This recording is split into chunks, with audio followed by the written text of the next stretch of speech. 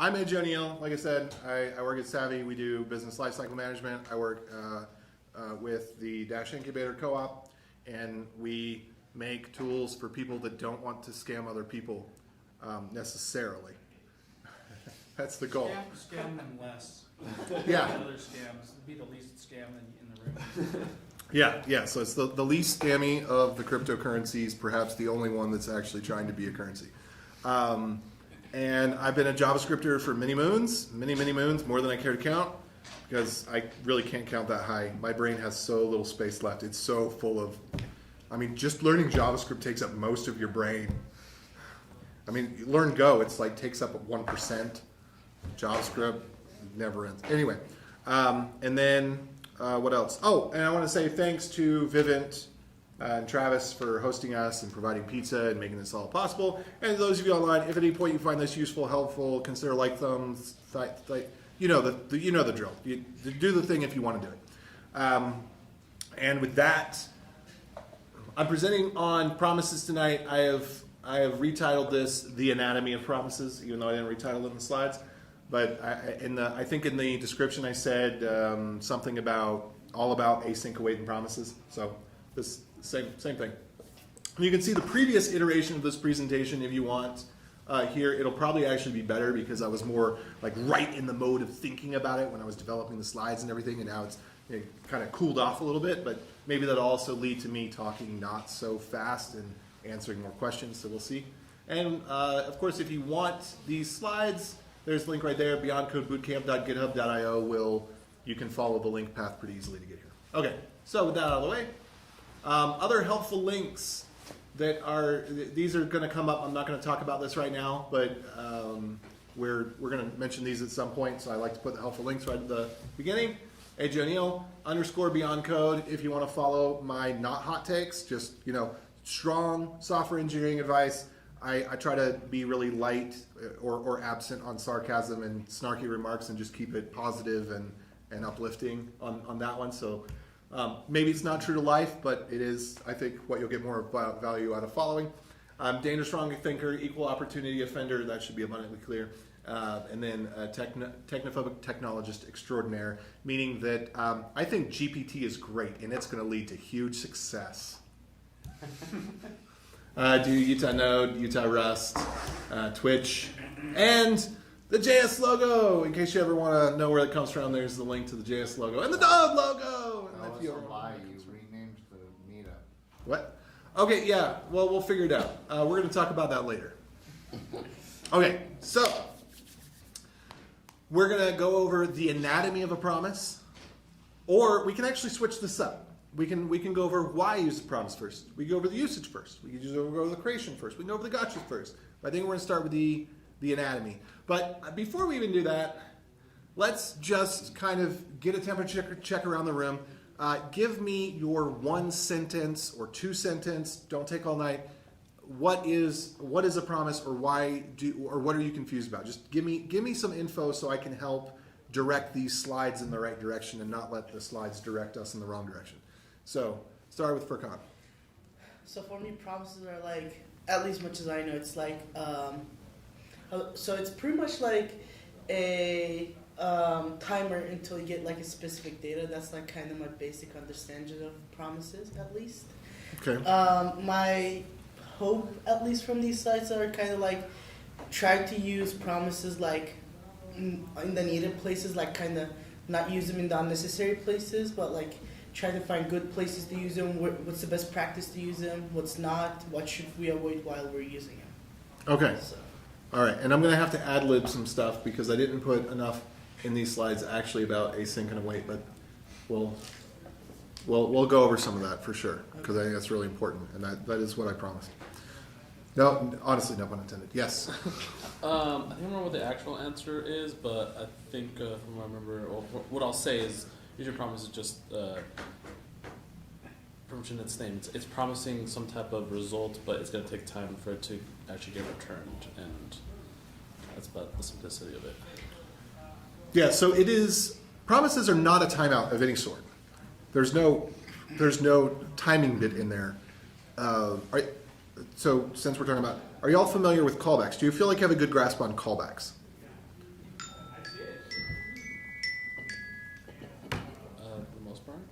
Okay, good. Okay, cool. Should we start with what's the definition of a callback? Maybe we should. Maybe we should. I don't have a slide for that, but I think that we probably So, should start with that. Would how about this definition? A argument to a function which in itself is a function to be called when a task is complete. Yeah. Yeah.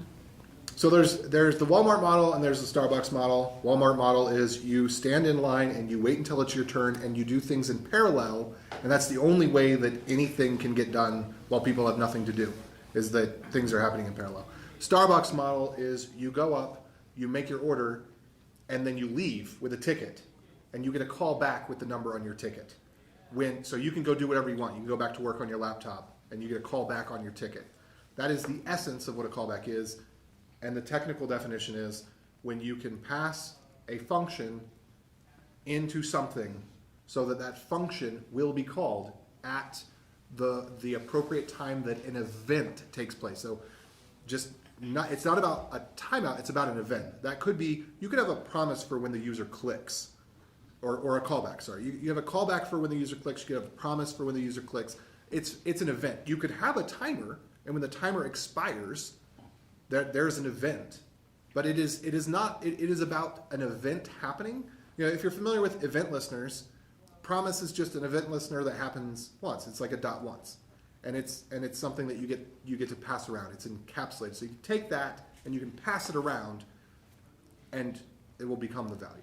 So that's kind of thing. Yes, Ryan. Well, I'd like to hear from some other people about what a promise is when we're getting back to that, because I have some beef to share after that. Great. Okay, so let's continue to go around. Yeah, I mean, I've used async and await a little bit. I don't feel like I don't fully understand all the promises, but I feel like it's just knowing that you'll get some piece of information back in the future, so you can keep on, like, the computer will keep on working on other things, and then when it gets what it needs, then it can continue in what function you're doing. Yeah, that's essentially the same thing as a callback. Yeah. It's the difference between a callback and a promise is that a promise, you can pass the promise around and register callbacks on it anywhere in the code base. Whereas a callback, you can only pass a callback in one place one time. Okay. They get rid of callback hell. Maybe. Or, well, they Maybe. like try catch hell if you do it weird.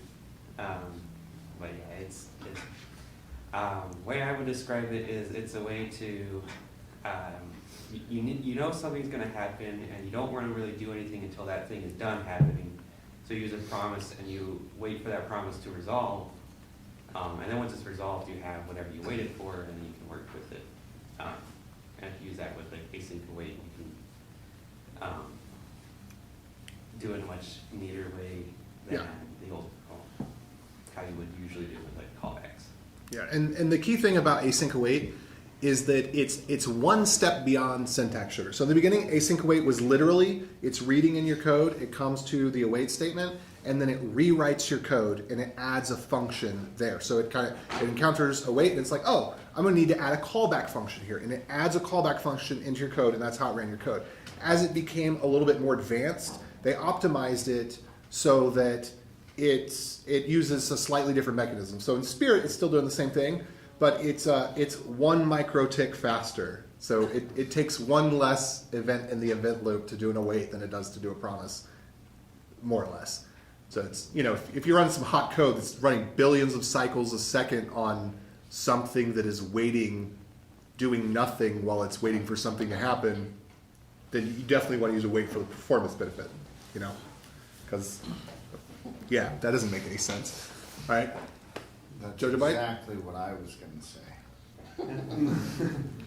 I would say it prevents blocking at a place in your code where you could otherwise be listening for or doing other things. So it lets your app still respond to other clicks and stuff. So you might submit the form, but that doesn't mean you want your entire web app to stop responding to everything else. And so maybe you want to wait for that form result, but you also want to, them to be able to click a counter or, submit a comment or, stuff like that. So That would be the event loop in general. Yeah, in general, but That's all aspects of the event loop are what you're describing. Yeah. That is asynchronous code. yes. So that's what I think the promise is. Yeah. Yeah. All right. And we're skipping you, Ryan? Yeah. All right, so we'll go on. I'm sorry, I don't remember your name. AJ. No, of course I remember your name. But I said it at the same time, though. Only one of you guys are going to be able to exit out of this room. That's good. That's good. The more handsome one can leave. The one with hair. All right. Honestly, I was just reading about promises versus callback like 2 days ago, so this is all, I don't know much about it to be honest. Well, I want you to ask the dumb questions. Okay, I can do that. All right, good. So to try to expand upon a technical definition of a callback, a promise is a coding pattern that encapsulates the nature of a callback, but you have not only successfully resolving, you also can reject a promise. But a downside of promises is that they're not necessarily cancelable.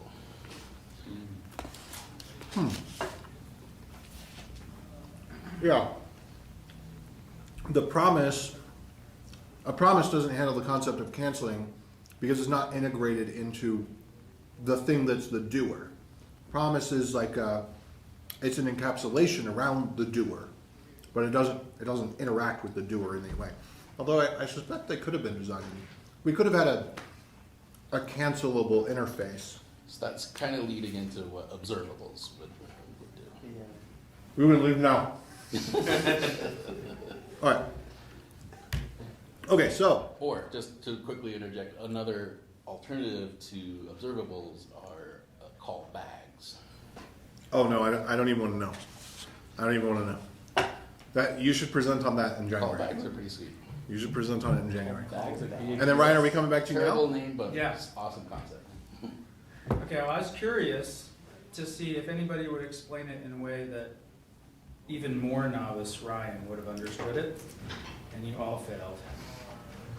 Okay. Because, and this is not a problem with, I'm trying to not be critical here, but this is a problem with everything that I tried to learn about JavaScript. There were people that would always describe things like what they do or when you use them or how they can help you, and they never describe what it actually is. We're going to describe what it is. This guy was the closest one because he said a promise is, and then he continued to say something like a programming paradigm or something like a paradigm.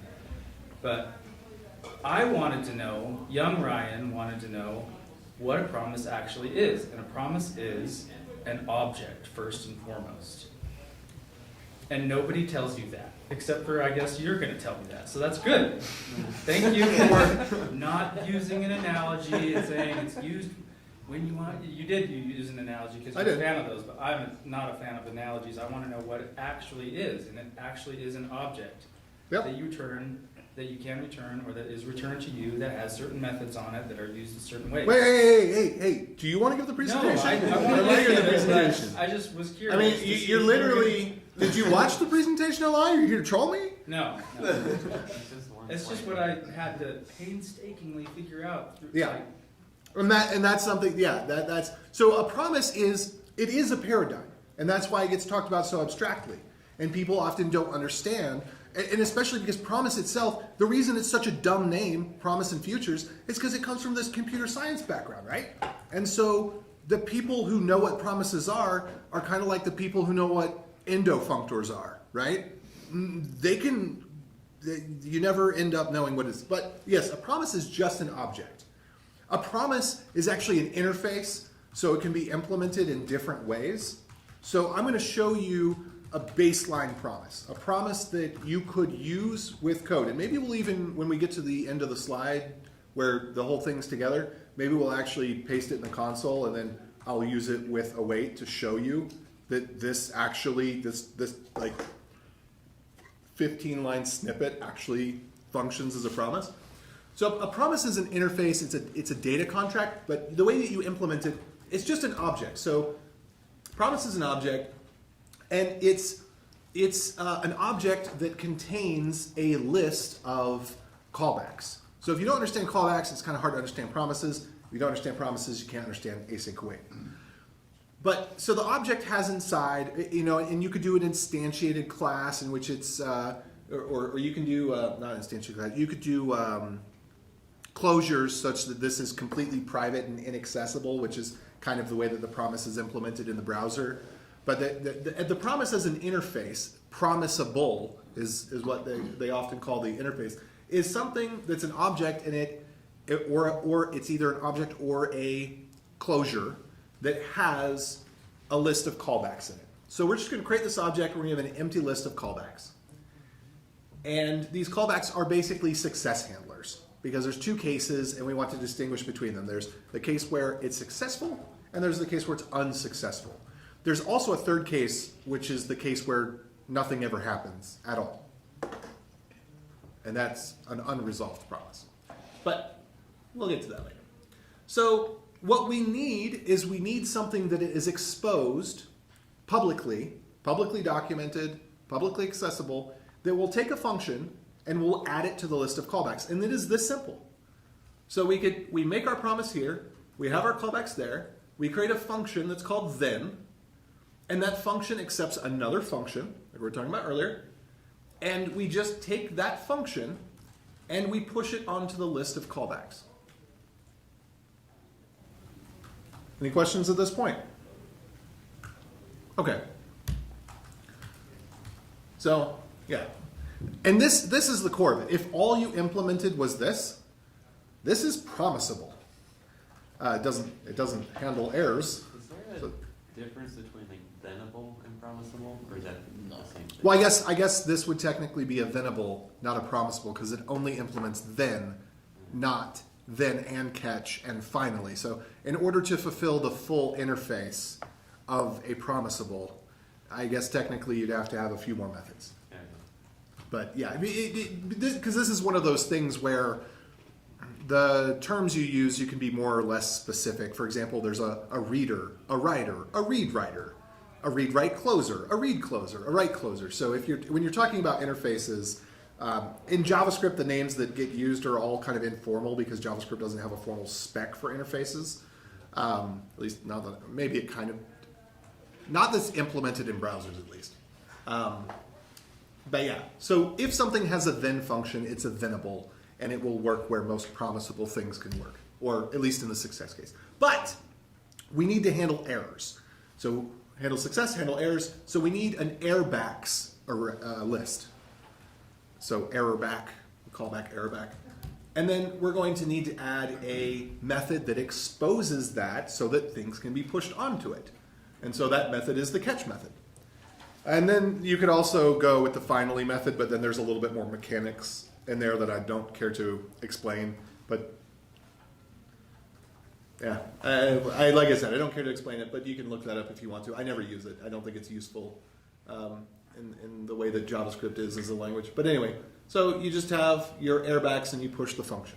So we've done the same thing twice now. Hopefully it's pretty easy. So we got a catch.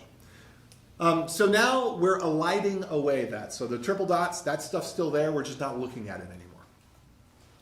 The promise, the implementation of the promise does not dictate what the resolve method should be. So the native promises don't have a resolve method. They have a constructor, and you pass a constructor in. But that, in terms of promisable, venable, this is not actually defined as part of the interface in JavaScript, but we do need a way to communicate that the success happened. And that function, regardless of how it's implemented, either through a constructor or being exposed in this way, is typically called resolve. And resolve just means things went well. And you can pass exactly one result into resolve. And you can call resolve exactly one time. In this implementation, we're not worried about enforcing those because we're fitting it on a slides in about 20 lines or so, right? But the resolve function, what it's going to do, and it can get called in a timeout. It can get called on an event listener. It can get called, it could get called immediately, although that would sometimes result in unpredictable behavior in timing. But it just iterates over the list of callback functions, and then it calls each function with the result. And technically, if you were really going to implement a full promise, you would want the promise to be chainable. You would want it to be able to receive functions that return promises and then resolve them in sequence. So there's additional mechanics that in a full spec compliant implementation we would want to include, but this will work. It just doesn't handle all the edge cases. So that's all the resolve function does. And then similarly, we have something that will then call in the error case, and that is it's called reject. So resolve goes to the callbacks that were added with then. Reject goes to the airbacks that were added with catch. And so it will go through each of the errors, and then it will call the airback function for each airback function. And there's also another case that, for brevity, we're not including here, which is if the airbacks list is empty, then this will throw a global exception. And so that's where you see in Node, or perhaps in the browser as well, unhandled promise rejection. If you didn't put anything in the airbacks, if you never called .catch, then there would be additional machinery that would go in this function that would say, oh, this is empty, I'm going to go ahead and throw it into the global space. So go past that. And so that is it. And let's go ahead and actually I'm gonna copy this code. I should make a slide here that actually just links to a gist. Let me see if I can get a gist up.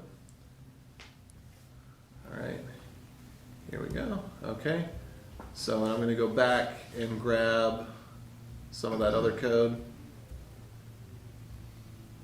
And then let's see, we had the then and then the catch. Let's grab the then and the catch real quick. We'll go fill this out. TVs, man. Who would have thought that you'd get hundreds of milliseconds latency over an HDMI cable?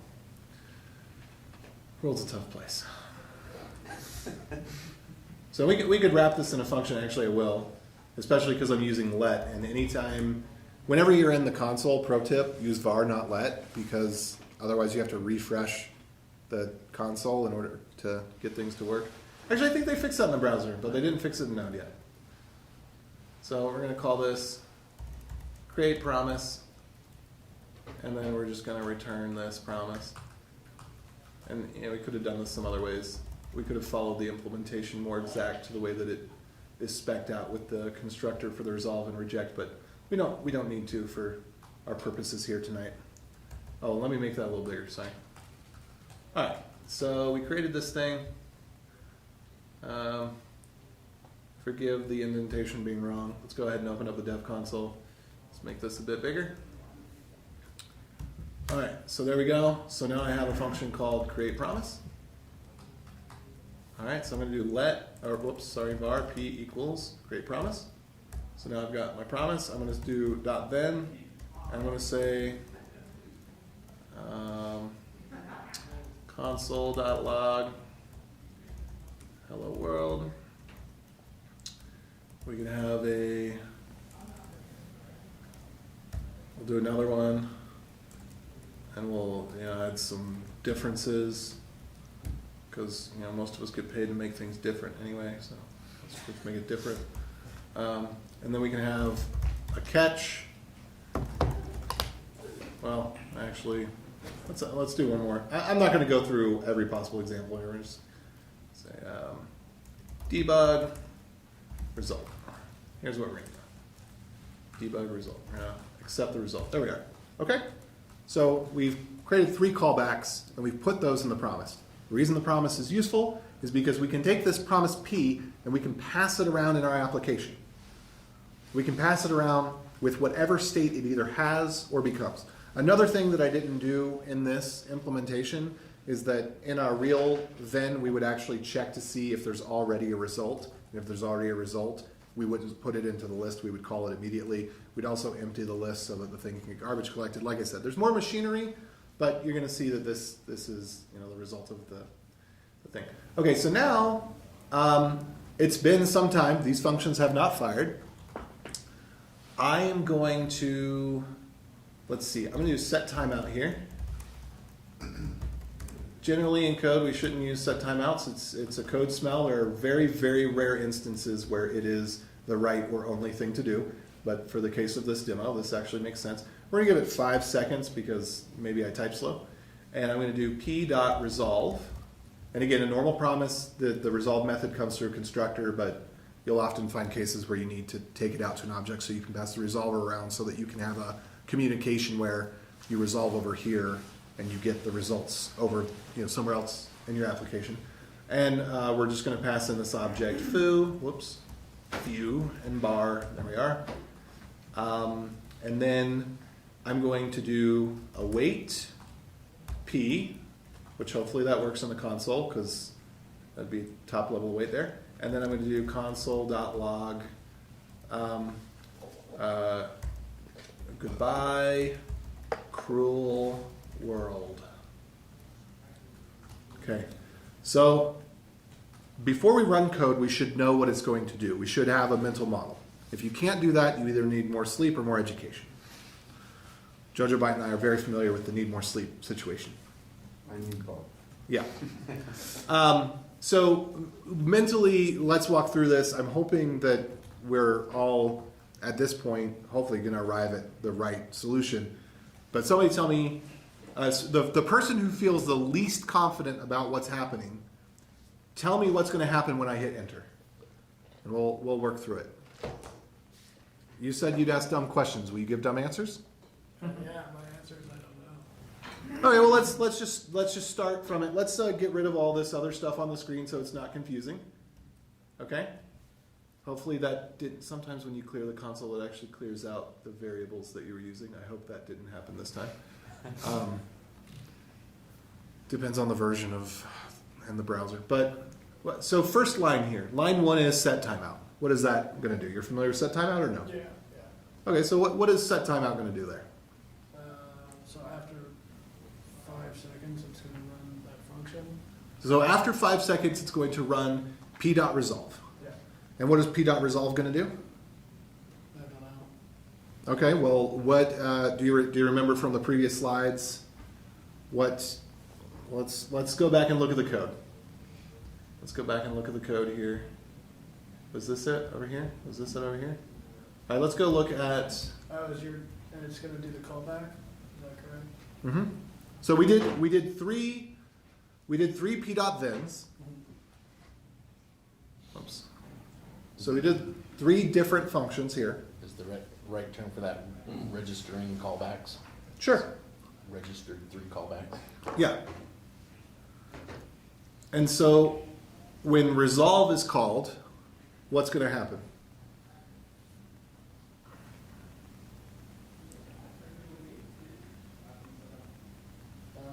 For each callback, you're going to run the result of the... We're going to call each callback with the result. So each function that we put into a then is going to get run, and it's going to be given the result. Only one of them actually uses the result, but all 3 of them are going to be there. Okay, so let's look back at this. So then we're going to await P. So what is going to happen here? What happens when we await a promise?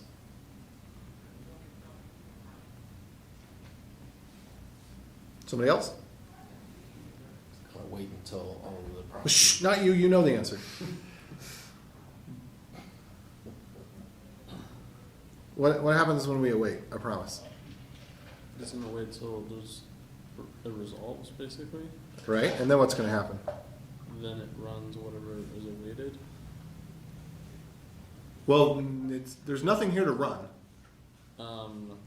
Then it will continue. Well, while it's awaiting, it's going to continue to run the rest of the stuff. So it's going to run console.log, No, it's not. Okay, so I'm gonna take away some of the guesswork. I'm gonna try to explain this.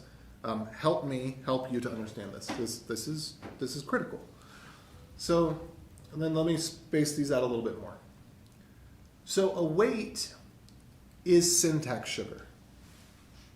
So what this is doing is it's actually the same as doing this.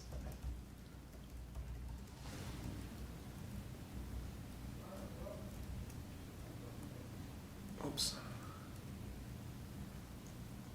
So this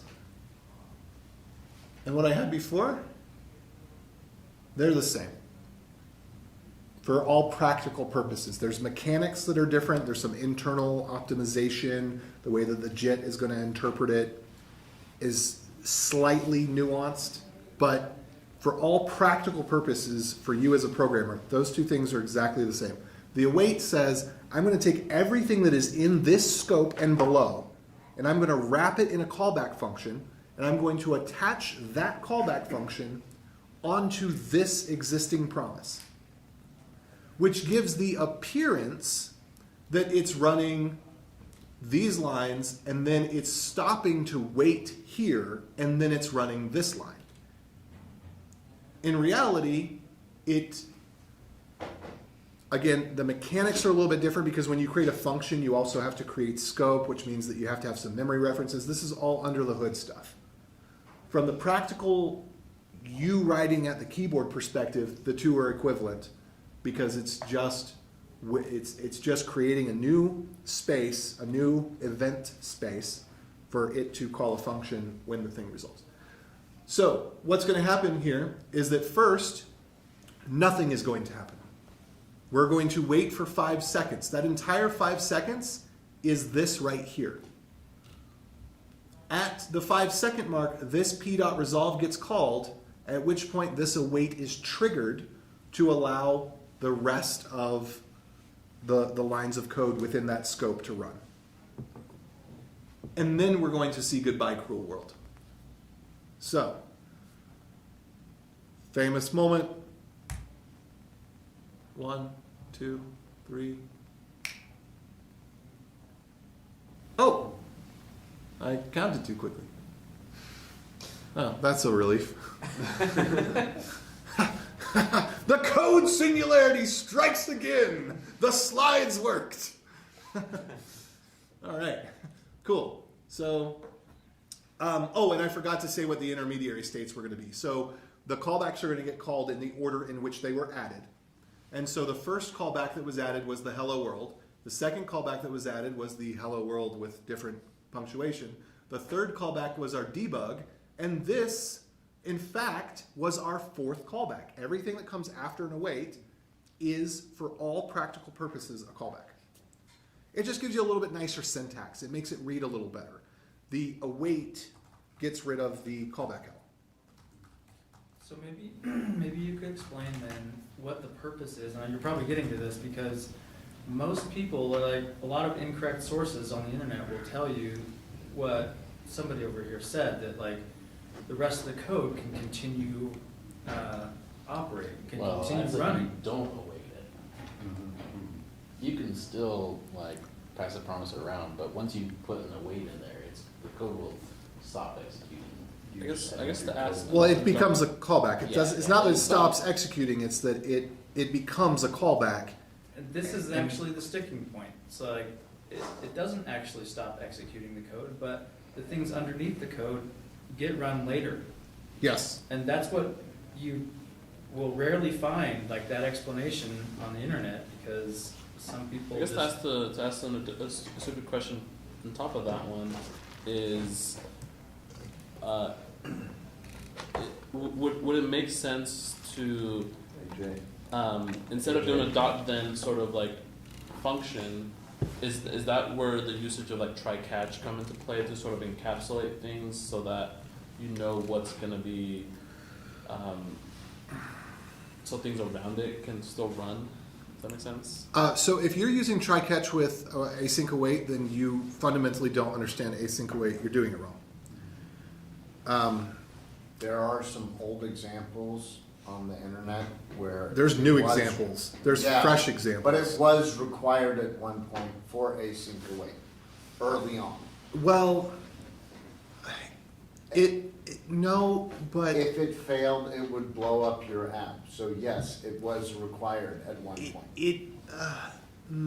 nuance. So let's put a pin in this and come back to it. Let's stick this. So the question of try catch. Let's come back around to that in a few more minutes. But in very few words, the reason people were using a try catch is because they were using libraries or frameworks that had not been adapted to promises and that didn't have an escape hatch for promises.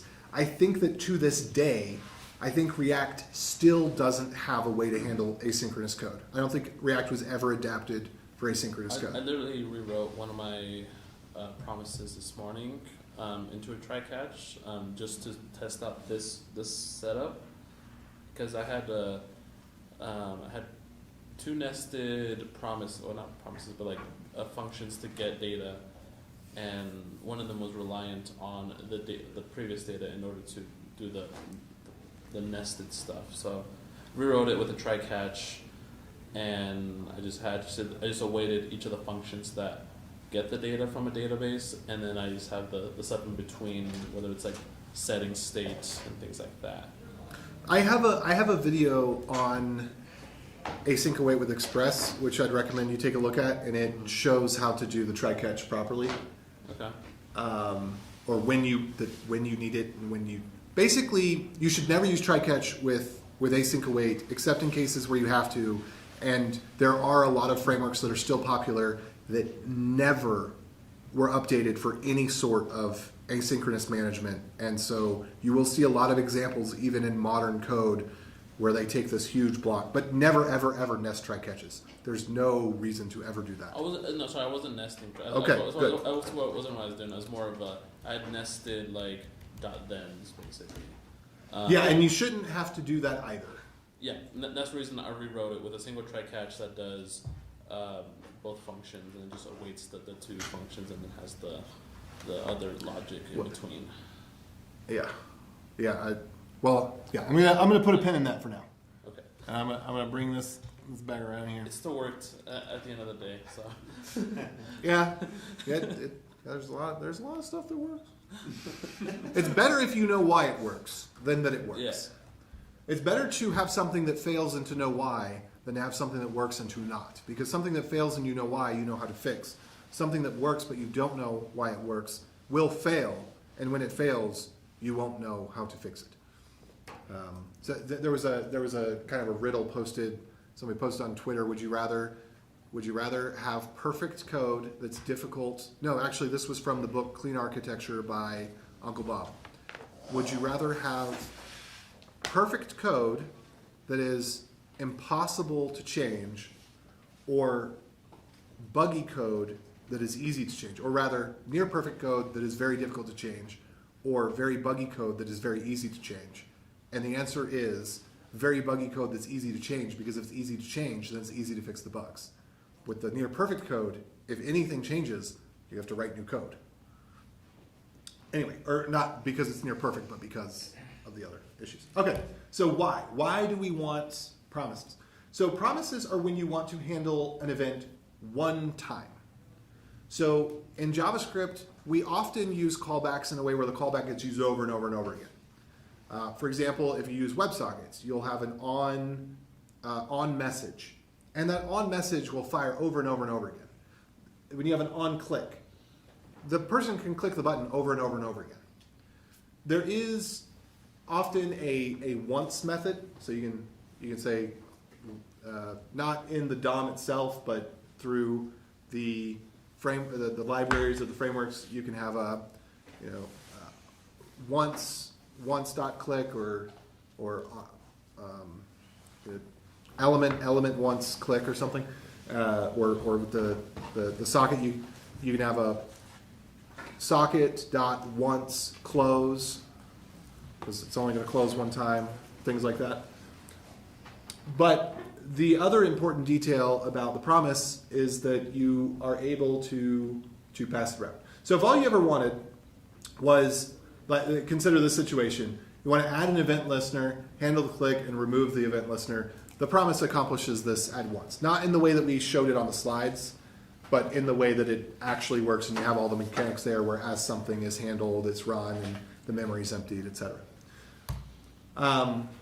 And this is the more important piece, is when you want to handle an event in many places in the code, because it is not easy to pass in a string of arguments and have that string of arguments reach the right place. How many times have you passed in a string of arguments and you have to pass it to this thing, and then you have to pass it to this thing, and you have to pass it to this thing, and you end up with this kind of nasty dependency where you have all these arguments that most of the functions don't have anything to do with, but because you have one function towards the end that you need to receive a particular argument, it has to be passed through the entire pipeline. Now we could talk about code architecture of how to eliminate that problem in other ways as well, but a promise is one of the ways that you eliminate that problem, is that rather than passing the argument all the way in, you return the promise all the way up. And when the thing gets up to the top, the bit that's in the promise, you can then get the information you need out of it and then call the next function in that pipeline. So I know that's kind of difficult to maybe visualize without actually seeing the code examples. I apologize for not having that code example. But this is the kind of thing that we want to do. We want to be able to not have to have so many dependencies. And by dependency in this case, I'm talking about function level dependency, where lots of your code that is otherwise unrelated has to share information between the different parts in order to get one unrelated piece of information from here to there. So hopefully saying that 5 times made sense, kind of, sort of. Any other questions up to this point?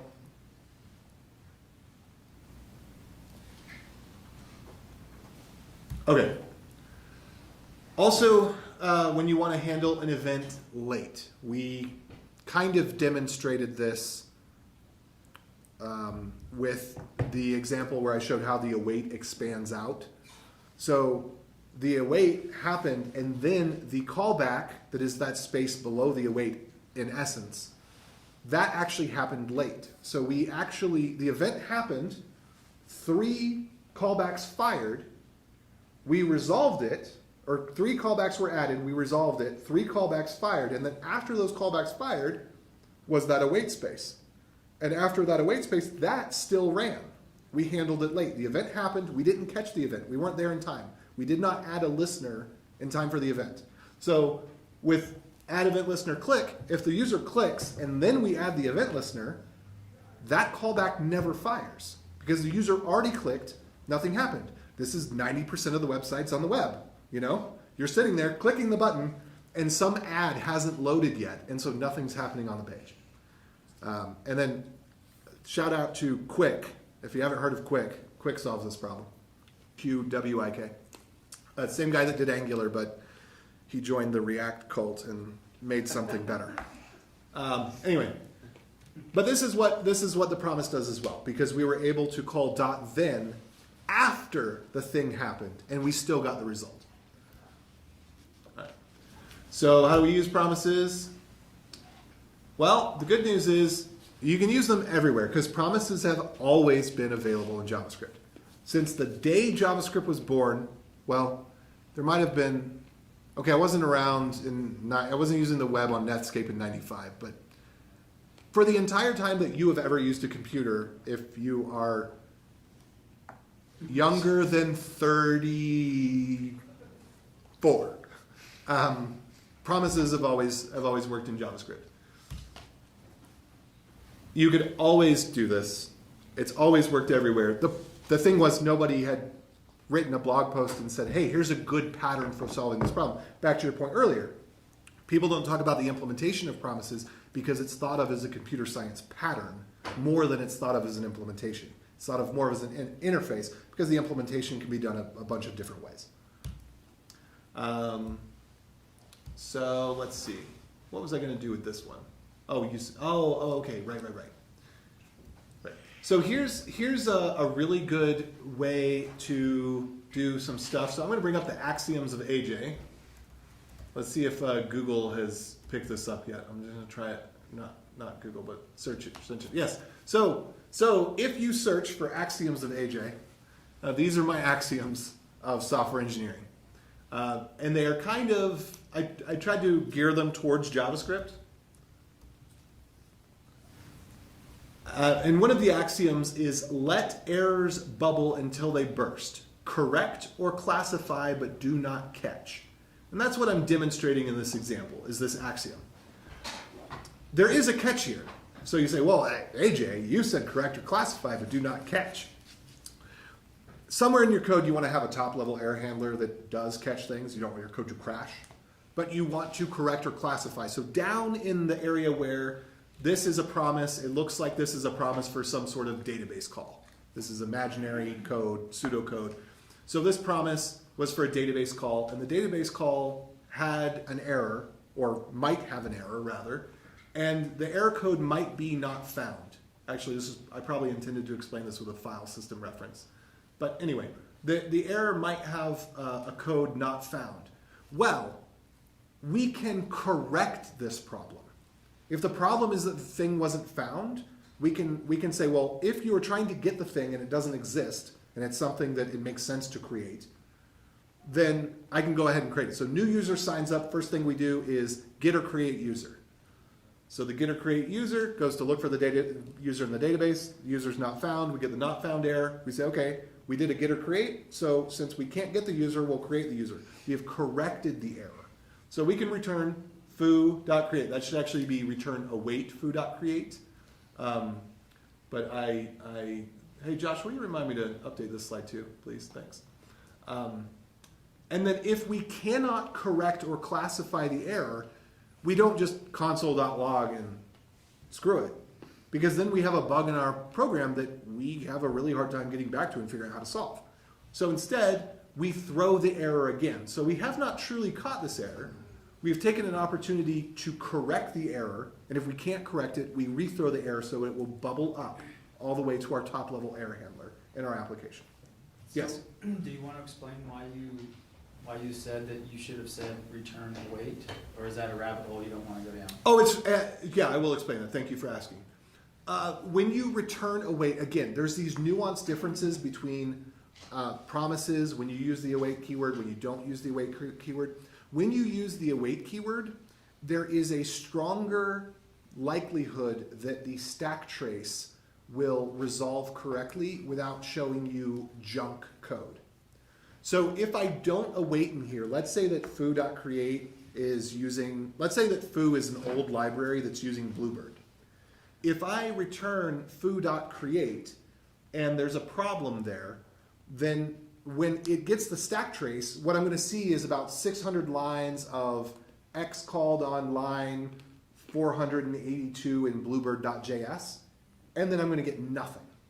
If I do a return await there, then it's actually going to squash all of that into nothing, potentially.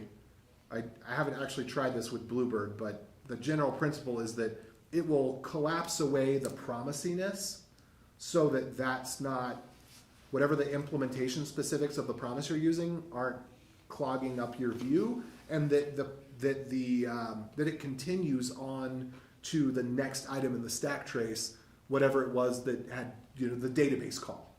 So you've all seen this error, and except maybe you, if you haven't had enough experience yet, but everybody that's used JavaScript for 3-6 months has had this problem where you have an error, and it goes through a bunch of framework code, a bunch of underscore utils, underscore this, underscore, or gets deep in some library, and the stack trace is 100 lines long of nothing useful and then ends. And when you use return await, it increases the probability that instead of that, you will get a stack trace that goes to where you wanted it to go. Is it a different concept, or is the right terminology that it's unwrapping that promise? That sounds like the right terminology to me. I don't know that I've heard it said the that way. promise is wrapped in like a container, like waiting to resolve, but like Yeah. awaiting it, you're unwrapping that promise and you're getting back into the meat of the function that you actually called. Yeah. Well, if foo.create is supposed to return an a promise, then I would think they would be the same. Because returning an awaited thing is just the same as returning a promise for the awaited thing, is it not? The awaited thing is after the then. It's the result of the then instead of the instance of the then. It's nitty gritty implementation details. So say you're using Node.js versus Bun, the behavior, what you're going to get in the stack trace is probably going to be different. So the await, it just gives you a much higher likelihood of getting useful information because the await triggers a certain set of rules both by the spec and in the implementations that actually exist that cause it to be more likely to give you correct behavior that you wanted. And part of this is because there's an infinite possible number of ways to implement a promise correctly. And await squishes that down to the finalized spec, more or less. Isn't it just the result of the then that you're getting? You're waiting for the result. You're not. Well, but it's more in the result case. If everything is successful, there's no practical difference between return and return await. But it's when the error happens is when there's a practical difference that helps you as a developer. And also, I think it's also a good signal to the reader of the code. Because when you are reading code and you see an await, it is abundantly clear the author expects that either this is asynchronous or that the interface of this thing is such that another implementation of it could be asynchronous. It clarifies intention. And I think that that's perhaps even a bigger selling point because if you go back to read, hopefully you're reading code more often than you're dealing with errors in the code. You're probably reading the code because you're dealing with an error. All the same. Okay, any other questions, thoughts? Okay, moving on. Yeah, and so this is just expanding on that previous example. So we could have a promise.catch and then a .then. In this case right here, the result of foo, so this is our database promise. If it was successful, then we get straight to the result. If it was unsuccessful but it was not found, then we get the new foo.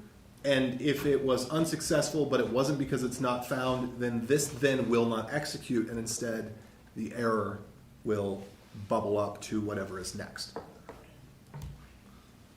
Also, if you use await, if you just have a habit of await, you're less likely to end up in the case where you accidentally forgot to await something and then the error goes into nothingness. Await is more likely to make it so that your error goes into somethingness. Because there's a lot of cases where if it's successful, it actually doesn't matter if you didn't await it because the result might be nothing. You know, there's nothing, you made a request and there is nothing to give back to you that is useful information other than to return true as opposed to returning undefined. But there's no value in returning a result if you know either it was successful or there was an error. Success is the signal that you need to receive. And success may not be a signal that you're interested in because you just assume it's successful. So if you just have the habit of always using await, also in refactoring code, I won't go into that. It's in one of my other videos, the one I talked about with the same one I think that has the try catch. When you go to refactor code, it also makes it less likely for you to make that particular mistake. Okay, so creating a promise, that thing back there, I think that refers to one of the very first slides. So we could go back, we could have that implementation of a promise, we could use new promise, but anytime that you put async in front of a function, that function is now a function that returns a promise. And so what this returns, it looks like it returns an array. It actually does not. It returns a promise object that is already resolved. So the resolve method is already, this is just syntax sugar. And inside of that promise is the array. So that's what this does. If I take the async away, it returns an array. If we put the async back, it returns a promise object inside of which is the array that if I call then, I will get access to this empty array. Questions, comments, thoughts? Okay.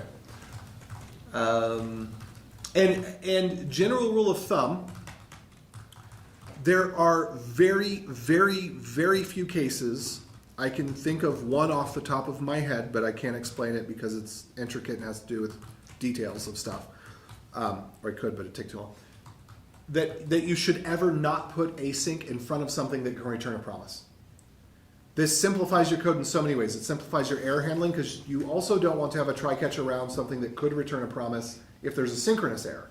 If there's a synchronous error, you want it to be catchable with catch, with the dot catch. And so if you put async in front of it, then that means everything. So if that means if I were to throw an error, if the first thing I do was to throw an error, then this would successfully encapsulate that in a promise. It would become a dot catch, and I could deal with it that way.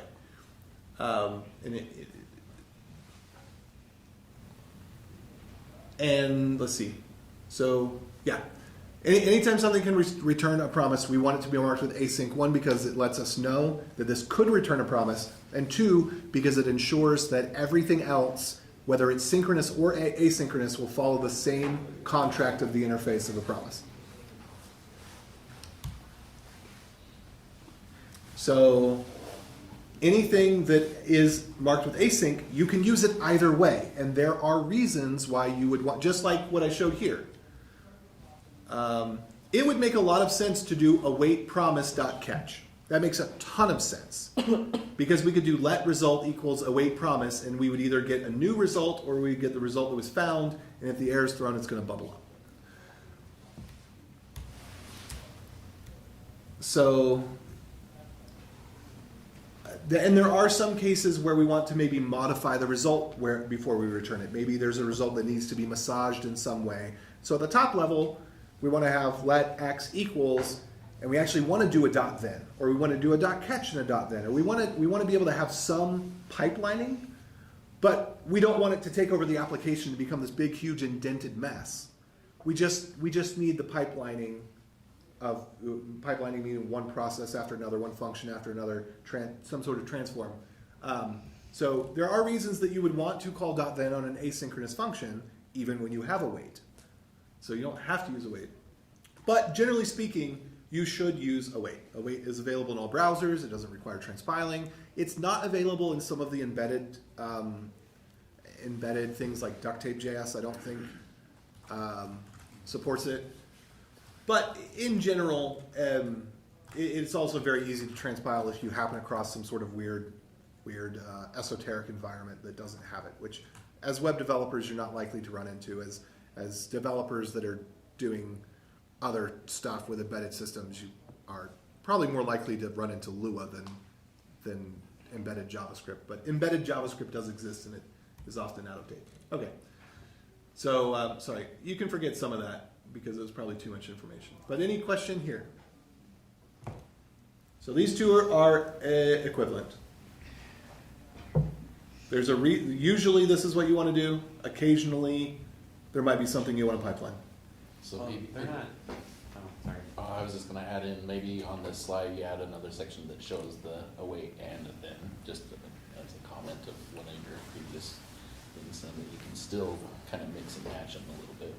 Josh, will you remind me to show a little mix and match here? Thank you. And so they're not totally the same, are they? Because get users.then, any code after that will run, but any code after await won't run, or it gets put in that callback.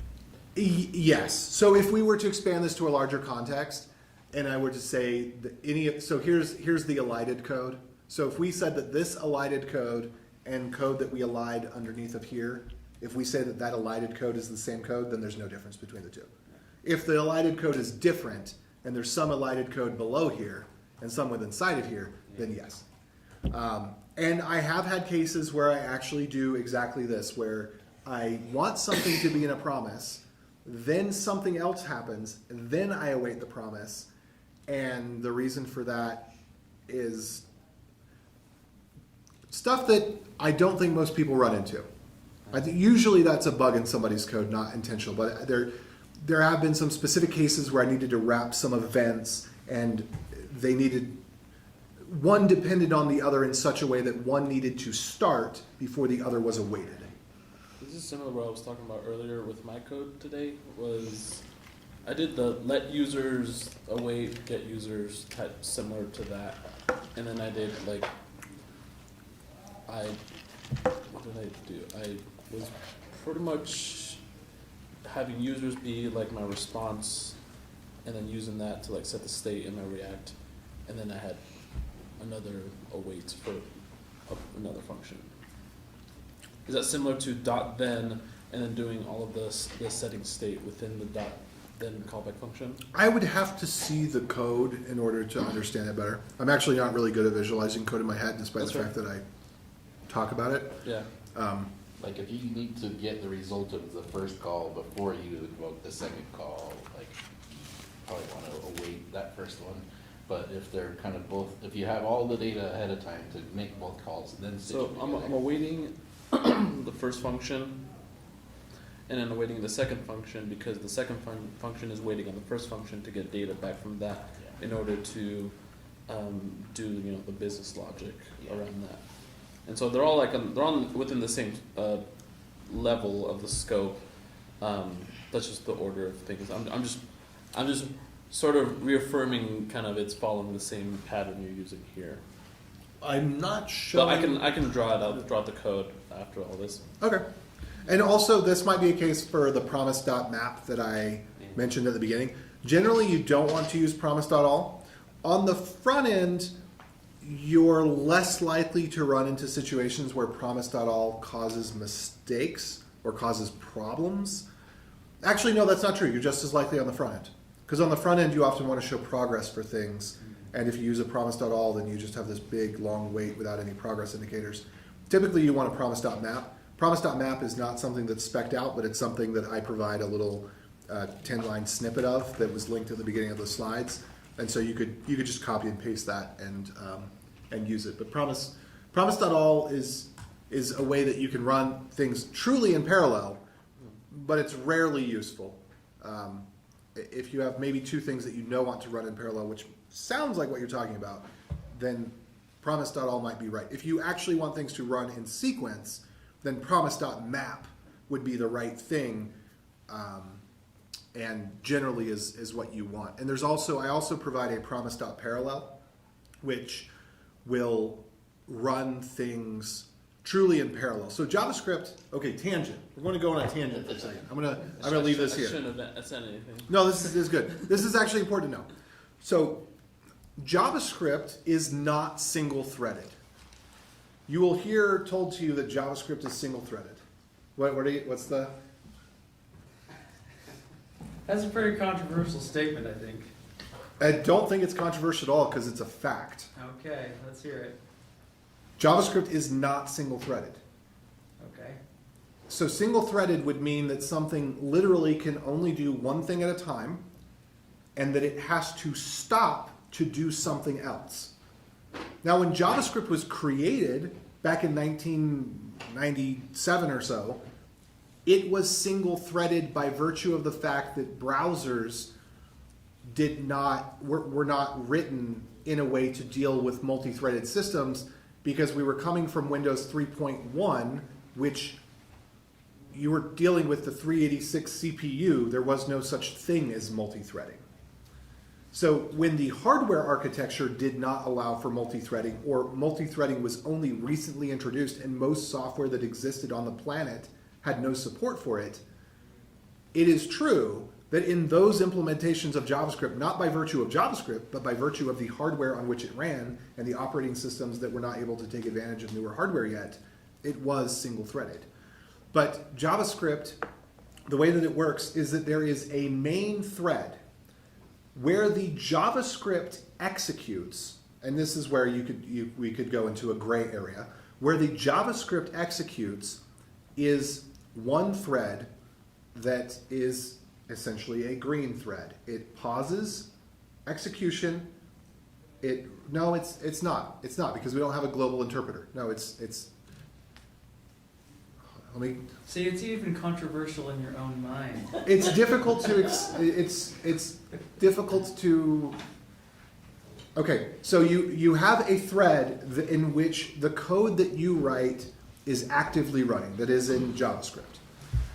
When you do something, I'll think on it. When you do something like call fetch, fetch spawns a process which is most likely not written in JavaScript. You could implement it in such a way that that process is written in JavaScript, but in some way, shape, or form, it has to escape out of the actual JavaScript code in order to let a separate process run. And how that separate process runs, whether it's a Ruby process or a JavaScript process or a C++ process, doesn't matter. There is some means by which JavaScript passes some data to something that is under the hood, that is an implementation detail. That implementation detail takes care of that thing, which can be in a thread pool of its own. And generally speaking, I mean, if you look at Node, when Node runs, if you look at your process tree output, you will see that however many cores are on your CPU, you will see that many threads of Node at least. So if you have a 4-core CPU, you will actually probably see 8 instances of Node in your process tree, because it will create, because most cores have what's called hyperthreading, which basically allows them to take advantage of cache when switching between two processes. So it could have up to 8 node processes that are active, and potentially more if you've got a lot in your event queue of stuff that's going on. So when your file read is happening, when your fetches are happening, when your database calls are happening, when your TCP connections are happening, all of those things are shuffled under the hood into a multi-threaded space. So the execution context of JavaScript in which you write code is a single thread. But the environment in which the JavaScript runs and is able to take advantage of is multi-threaded. So that's why I would say something like JavaScript is single-threaded, but the browser is not, or Node is not. Yeah, I mean, it depends. When you compare it to something like Python, Python is single-threaded. And even when you use async hacky-doos, it's still single-threaded. And if you want to basically use C-level hacky-doos, you can get it to be multi-threaded, but you're in a world of pain at that point. Python has a lot of things that make it look like it can do multiple things at a time, but it comes at the expense of this thing called the global interpreter lock. And Ruby's the same way. Most languages that have started at or evolved from scripting languages are that way. So if that was too deep, welcome to the dive. All right. And by the way, those of you online, if you want to ask questions, feel free to do so. Okay, so we're gonna that was tangents. Now we're gonna move on to gotchas. Oh yeah. So I was gonna mention here, always return await, and we already went through why you should do that. It's because of the stack trace. Always mark things that are async as async. Always await.catch. Okay, good. So here is my code example for that. Expanded out. So I'm not going to go over this again because we basically just did it. Except, of course, this is missing the await in front. So, sorry. Slides. Don't have my helper code tools to give me little squigglies and this and that. So, it happens. Oh, and that was it, apparently. Yeah. So, that's the anatomy of promises. And hopefully a great deal more about the async await. And I forgot your name already, but... Manuel. What? Manuel. Okay, so Manuel, you were at the last presentation. I think this actually ended up being significantly different. Did you learn anything? Yeah. Okay, good. Yeah. All right, so it's worth getting twice. We got more information. We went on different tangents back then and different tangents this time, so we're good. Yeah. Same slides, different material. So now what I want to know is if you had an aha moment, what was it? We'll start with JoJo. I'm the wrong person now. I know, I was picking on you because you're snoozing. Yep. I was Not teasing quite you. snoozing, but I'm very close. Yeah. Anyway, if you had an aha moment, what was the aha moment? Hopefully we had some aha moments tonight. If not, I'm going to quit. I have a question. I recently came across a different promise method that seemed to be new that might be one of those things. So I'd be curious if you just, when you get home or whatever, sometime, even now, if you just look up the promise contract or whatever the methods are on the native promises, it might have implemented one of those things that you were doing with map or parallel. I can't remember the name of it. All settled is semi-new, is pretty new. So all All is kind of, settled might be the one I was thinking. I think this is finally, isn't it? no, so the thing about all settled is it will complete when all of the promises that you give it have resolved successfully, I think. Or whether they resolve or reject. So if any of your things of like all these separate tasks that you want to wait to complete, yeah, just read the definition. It will explain it much better than I can. So I was just curious if that is the one that I was thinking of, if that is one of the things that you were implementing. Because like I think that like all is, they've also got race and stuff like that. All is tricky because it may like run forever if it's like, yeah, they all have to succeed. Oh, so this is, One can reject it and you can end it at that time. Or I don't know. I'm not sure if I understand what, The return promise fulfills when all the input promises, so it's like a promise of a set Reject. Of, yeah. so this is finally. I don't know why they didn't call it finally. I think it's because it's a reserved word, because Microsoft back in ECMAScript version 4 decided to take a bunch of C# keywords and make them reserved words in JavaScript so that they could eventually do TypeScript. It does have finally on the promise, but that's a different thing. Like, Wait, what? Where's finally? There's promise.prototype.finally, but that's like, Down like 4. that will like, Up 1. But this is finally for all of them, as opposed to finally for one of them. That finally? Down 3? I'm sorry, I am. Yeah, point to it. Oh, I don't know why I didn't see that. Okay, because I was looking at it. Yeah, that didn't look right from the center. Let's make this bigger so I can read. There we go.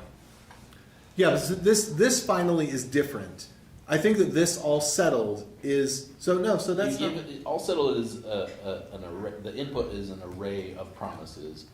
yes. The finally is But the example they give here is the example they give here is that they resolve one and they reject one, and then all settled. All settled is finally. I don't know why they didn't call it finally.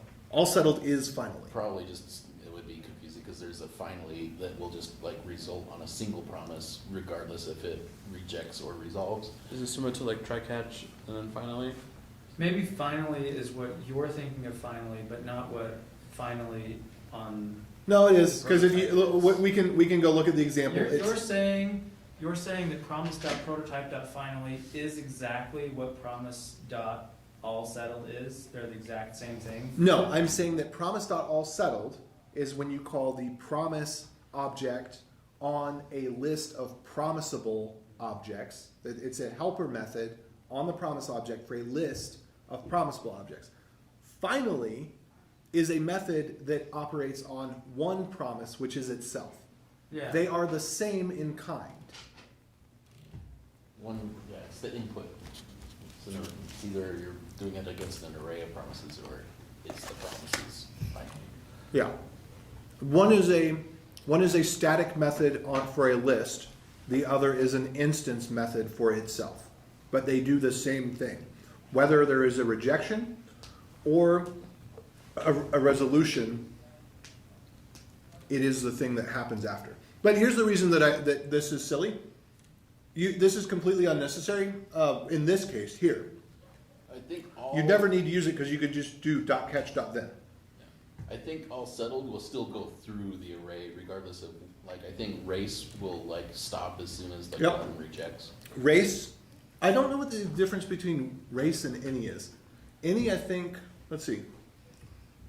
Any of the promises fulfills with the first fulfillment value. When it rejects when all, okay. And I don't know why they didn't use some here. Because I think that this is some. This should be called some. This should not be called any. This is probably some sort of infighting between members on the committee of, I never liked that we called it some, we should call it any here, or just an absence of presence of mind, I don't know. Well, I would think I would agree with the any terminology, but to stay consistent, I see what you're saying. that We, it's all I the mean, same. we could call the other one any. I don't really care which one we call any, but we should be consistent. We should, Right. things that operate, the promise object should be the container for utilities of, well, now what we call iterable, because it's beyond just lists. But heaven forbid, please don't ever use iterables. That is such a bad idea. There is no use case, and certainly not in the front end, and I dare say not on the back end either for an iterable. Iterable is this abstraction over, it's kind of like a wait, but for lists, but in a weird way where the, I won't tangent onto that. But if you try to use them, you should see fairly quickly why they're You're bad. saying you shouldn't make your own iterable. That's what you're saying? I'm saying that the concept of iterable in JavaScript doesn't make sense as a construct, period. And it complicates code because it's one of those red black things, right? We need functions that are promises or callbacks. So have y'all seen the what color is your function? You know, anywhere that you insert in your code something that's asynchronous, everything that depends on that piece of code now has to become asynchronous. This is another reason that you should kind of go async by default. All of your functions should be async unless you are certain that they will never need to be. So anything that depends on a library should always be async because you might need to use a different version of that library. Anything that needs to do a system call of any type at the operating system level, that should always be async because the implementation detail may change or you may need to use a different library. So for example, hashing functions, you should always just make them async except in nuanced cases where you know that you shouldn't. But async by default, unless you have there's always nuanced details. I know. There's always little cases where if you're going to use a hashing function that literally needs to run a million iterations, making it async would be terrible. Or do nothing at all because the JIT optimizer would just take it away. But in the worst case, it could be terrible. If you're not doing that, and you can always correct that later. You can always make something that was asynchronous synchronous without breaking any data contracts.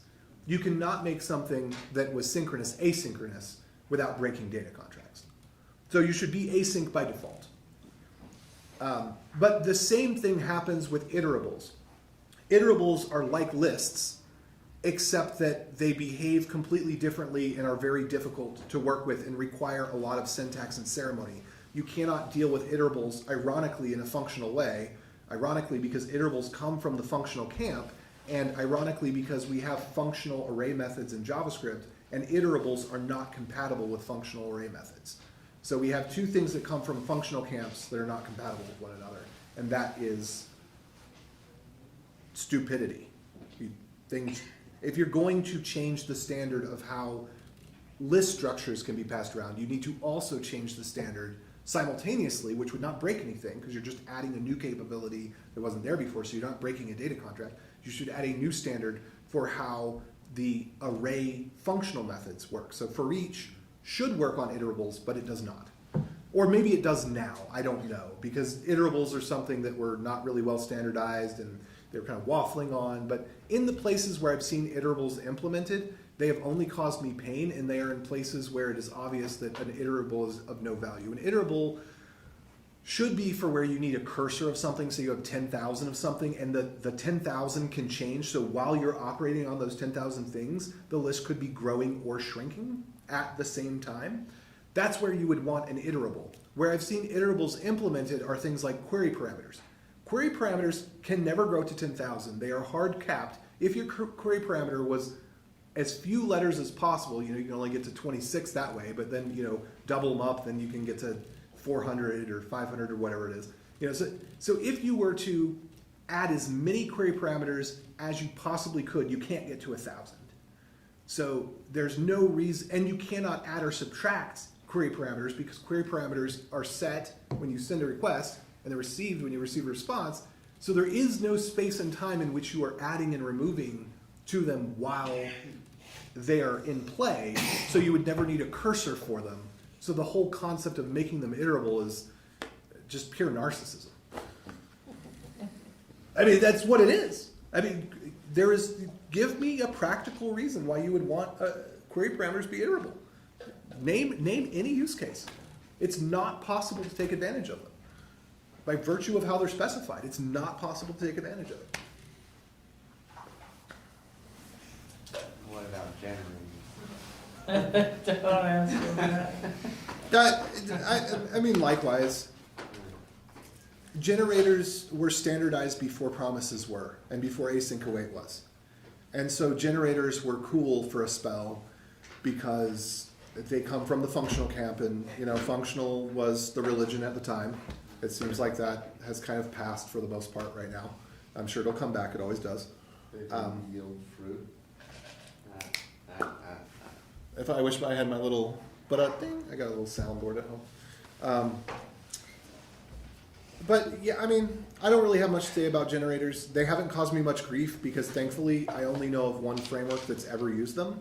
I have never had to experience them, and I think that's the way it should be. If for some reason you feel that you need to use a generator, don't expose it as part of your API. I used it recently, or like something. I didn't make the generator. Something gave me a generator, and it was an asynchronous generator. So I was doing like for await thing, and then as it like pumps stuff out, it just get caught in that for loop. The I don't only remember what it was though. the only cute example that I can think of is if you wanted an infinite range. So you want something that counts up to infinity. You can't create a list that counts to infinity, but you can create a generator that, as long as you call it, will always give you something different. You could also just create a counter, and every time you call it, increment the counter. I think it was some stream. I don't remember if it was when I was working with something Dino or no, but it was some kind of stream. And it was you could. It was also I don't know.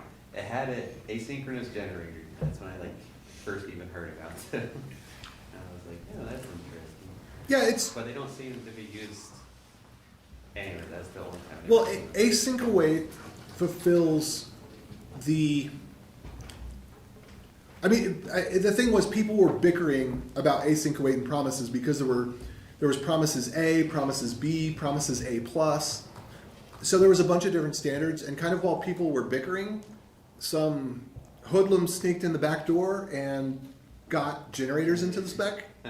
And then when people stopped bickering about the nuances of unimportant things about promises, then promises were standardized, and promises are just,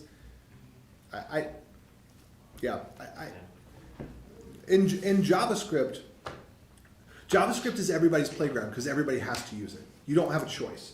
Doesn't matter if you're a Ruby developer, if you're a PHP developer, if you're a Python developer, if you're a Go developer, you have to use JavaScript. And so it becomes everybody's playground where everybody's just like, well, I want my feature. I don't like using JavaScript. I just want my feature in here. You still don't like JavaScript. You still don't want to use it, but congratulations, you got generators. Now you can abandon it for Rust. If you don't mind, pull up the callbacks spec. Oh no, It's I not- do mind. I think you'll like them if you look into them because they aren't a library in them. Call bag? Yeah, callbacks. Call Spec. bags? Spec? Yeah. Yeah, Stoltz, if you know Andre Stoltz. I don't think I know him.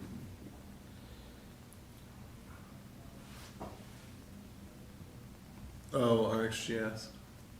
Yeah, so it's observable concepts, but boiled down into a function signature.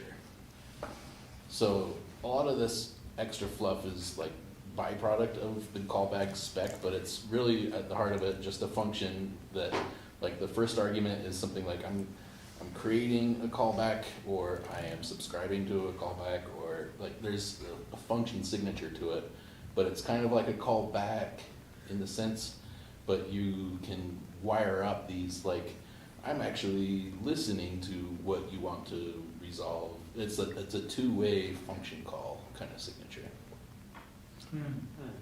Two-way function call. That, when you say those words, that immediately triggers in my brain channels and Go. it's kind of like, yeah, it's a bi-directional like callback. Like you can either subscribe to a topic or you can like emit an event essentially. But like the library itself is minuscule because it's just like function. It's just the function like signature. Okay. I mean, in this example, this doesn't seem to be useful, but Yeah, these are just like hello world examples. Yeah, so I you're think setting I up get a it. pipe of things to occur. That interval is a, oh no, okay. I just threw up a little in my mouth. I'm having some nausea. I'm gonna close that one right there. We're gonna pretend that you didn't bring that up. I'm the generator. Well, that's, yeah, one of the functional things is generators, because I don't know. I mean, explain to me in the don't explain to me in the real world where someone needs an infinite series of numbers and needs to take 5 from them and then iterate on those 5 before taking another 5. I mean, here's a small example. no, I don't. No, A please small don't. declarative example. No, Like, please don't. Please I don't. want to talk to Please an don't. API, but this API is flaky, and like I want to like back off of it. So like I want to set up my requests, and like if that fails, you're setting up a chain of sequences in a well-defined declarative fashion instead of imperatively coding all your. Just remember, folks, imperative is always easier to read than declarative in every case. Like CSS. I don't know what that has to do with code. CSS is a declarative language. I don't know what that has to do with code. Um, I'm talking about logic. Yeah, you declare your logic in a. The CSS is colors. Colors are not They logic. they have the calc function. Yeah, okay. We're, sorry. Because I'm presenting tonight, I'm going to end that discussion. But when you're presenting, I won't end that discussion. Okay. So some things I recommend that you take a look at if you want to. I think you'll find promise.map to be useful. Promise.parallel you may find to be useful. I think it's highly unlikely because you're probably not doing the type of thing where you actually need to do batch 5 requests at a time out of 100 requests. But if you needed to do that, that's what promise.parallel is. Those It's- underscore methods are spec of in JavaScript. I don't remember. No, this is AJ script. Oh, okay. This Have you tried to like propose this, or what's that process? That sounds like a nightmare. I already have like 2.5 strikes on their committees. I mean, they've already Have banned someone me on else- Twitter. have someone else propose them. Yeah, somebody else who can speak BS and butt sniffing or kissing or whatever it is. If somebody wants to brown nose their way in on my behalf, I'm sorry. They're already offended. I already insulted them. So I'm already I lost. Yeah. Didn't win.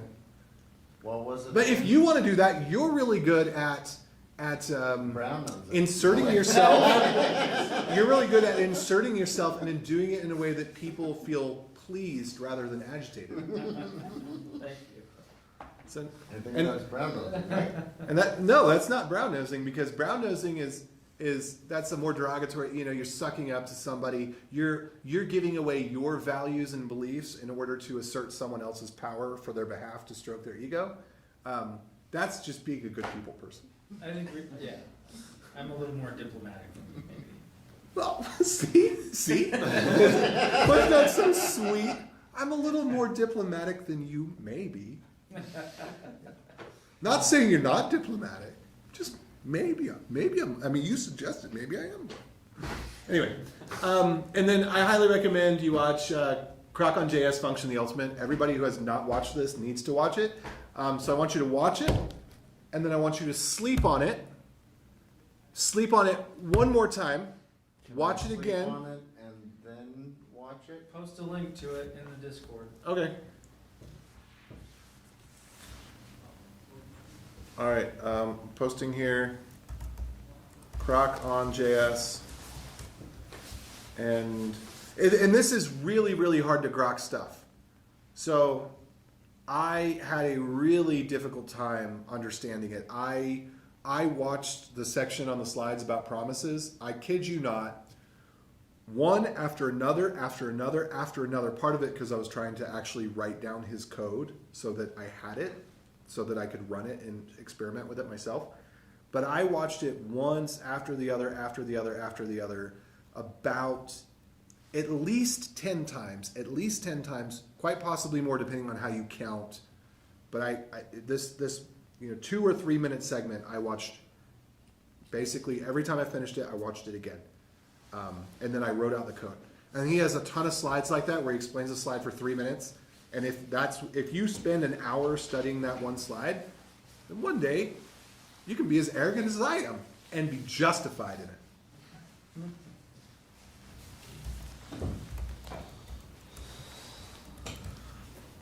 All right. Okay. So I posted that in the, I put that in the Beyond Code. Let me put it in the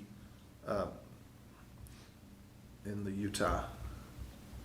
And I think I actually linked to a specific time code here. So we have 2 orders of business before we end, by the way. But first, is there any other tangents we should go on before we call the meeting to a close and discuss Meetup business?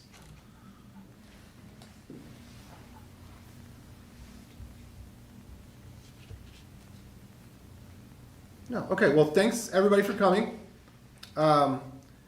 Since I am hosting, I have the pleasure of telling you. Oh wait, no, I had a trick for this to get around this. All right, and that's the end of the presentation. There you go. That way I don't have to go back and insert the clap track afterwards. That's always a little bit embarrassing. See, I learned how to get people to clap. Great. Let me think. So, yeah, thanks everybody for coming. I hope that you learned something. I hope that this was really valuable for you. I'd appreciate do you have any feedback for me? My second time presenting this is actually a completely different presentation, just using the same slides. But any feedback for me? It can be negative feedback too. I did like the like writing up the code on the console and doing stuff like that. That was get more engagement, I guess. It was good. I think it's always helpful when describing things like this to show both the implementation and the usage side by side, so that when you're looking at function then blah blah blah, you can also see how it's expected to be used. But that's tricky on slides. Well, I don't have the technical prowess to do that without creating tools or investing in tools. Maybe I might be able to. Can I? I will think on that. I agree with you 100% because we had this little situation where I was asking, what does this do? And I realized, you probably don't have in your head the function that we looked at 3 minutes ago, because that was 3 minutes ago and 4 slides ago. Or 15 minutes ago and 4 slides ago. That sounds more about right for my pace. And 6 tangents. So, okay. Any other feedback? I liked that you started out by asking everyone what is a promise, or like kind of like getting out, just like. I needed to read on the room because I don't know half of you, or a third of you, eighth of you. How many? 1, 2, 3, 4, 5, 6, 7, 8. I don't know a quarter of you. If we count myself, then we get into bad fractions. Okay. Anything else? Or Meetup business? So Meetup business, we have 2 items of business. One of which is what is our next meetup? Who's presenting next time? You don't need to be an expert to present.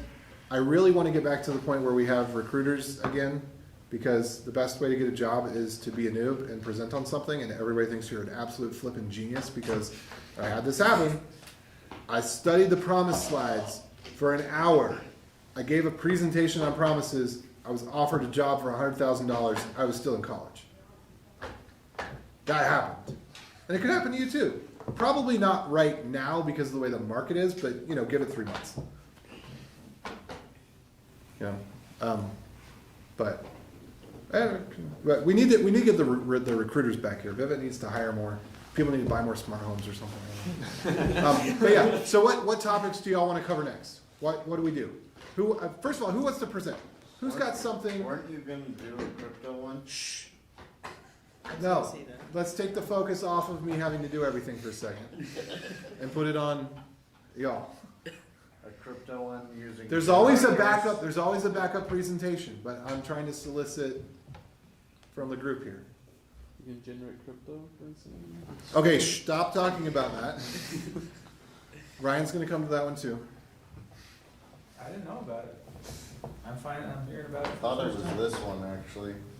Well, okay, let's stop talking about that. It'll make it back on the schedule eventually. I was sick, and then I had a 4-wheeler accident, and then I was depressed, and so I canceled that one. Okay, so anyway, I know that I need to do it sometime, but I've just got terrible stage fright. I have a terrible mental disorder that once I start talking in front of people, the words don't come smoothly out of my mouth, so I have to like pre-record things. you're talking now. I know, but something. He's that on the ain't side good of practice. people, not in front of people right now. All to do it, all that's to it is to do it. Look, you just got to get used to failure, right?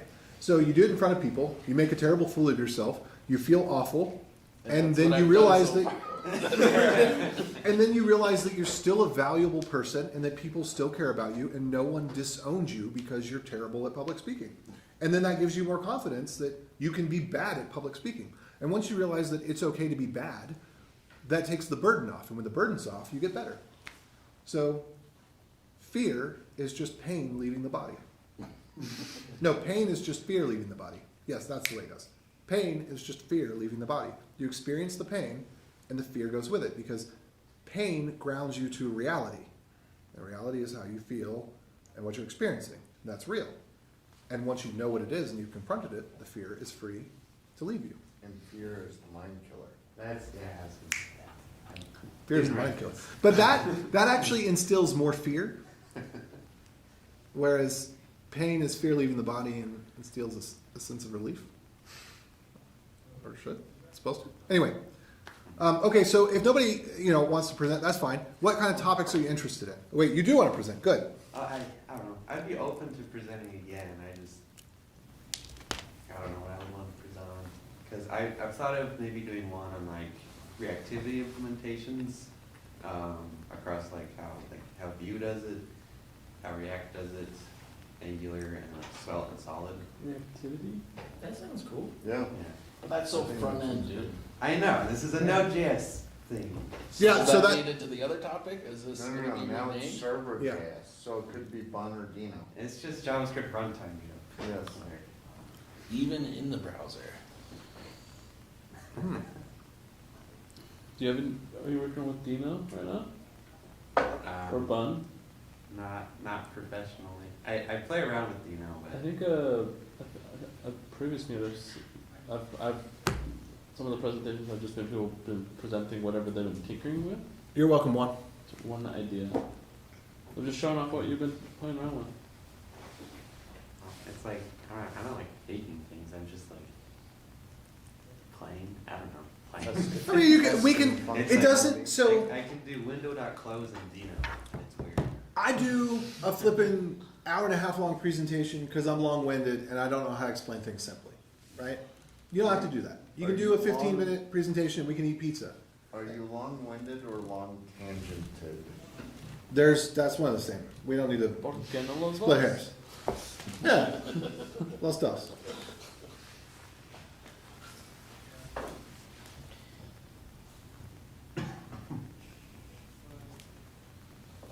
Well, okay, but what are some other ideas? Continuing off of this, we could talk about Callbacks. You can. callbacks, observables. That's you. That's you. Do it. I'm not going to do it. I'm not going to pollute people's minds with that kind of garbage. And I'll try to keep the subject focused on just that because I tend to like AJ, have a lot of like past experiences and tons of tangents. But that's why this is Utah name to be determined. and not Professional Presenters United, because we get to goof around, we get to have fun here, we get to interact, we get to be dumb and stupid and bad at presenting and you know, like, that's okay. And have crappy presentations, like, that's okay. We're here just to be here to make connections and to have a good time and for me to crack the whip. So January is covered. I'll take January. Okay.